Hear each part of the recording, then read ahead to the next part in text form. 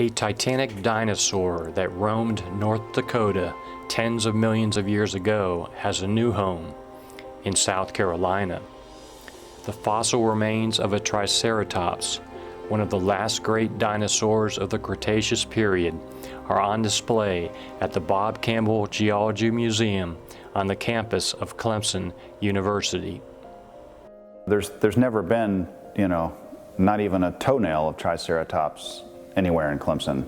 So now we have 3 jackets, 3 plaster field jackets full of Triceratops material, something like nearly 1,000 pounds of Triceratops fossil, at least if you count the plaster and the rock that it's encased in.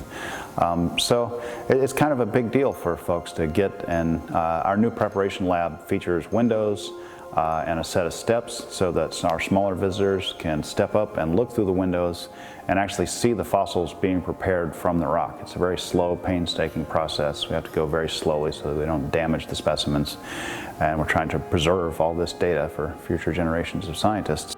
The Bob Campbell Geology Museum is a unique resource in the upstate. There's nowhere else. I mean, you have to go all the way to Columbia, South Carolina to see even a single exhibit in the State Museum on geology and paleontology, or you have to go all the way to Raleigh, North Carolina to the State Museum there to see, a full-scale natural history museum.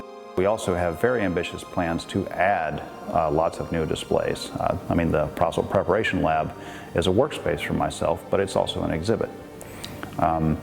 We have plans to add pteranodon or pterodactyl models that hang from the ceiling, one that's skeletonized and one that's a life reconstruction. There's talk of adding models of scale trees, these trees that were quite common around 250 million years ago. So models of these trees that would stretch from floor to ceiling and sort of use some of the upper space in the gallery that currently isn't being used for much other than lighting.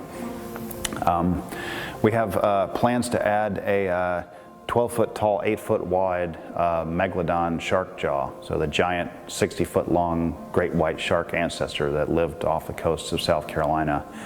We have plans to add a reconstruction of one of those as essentially the new entranceway into the gallery. So something that'll, hopefully excite the minds of young and old alike, and make people want to learn more about the natural history of South Carolina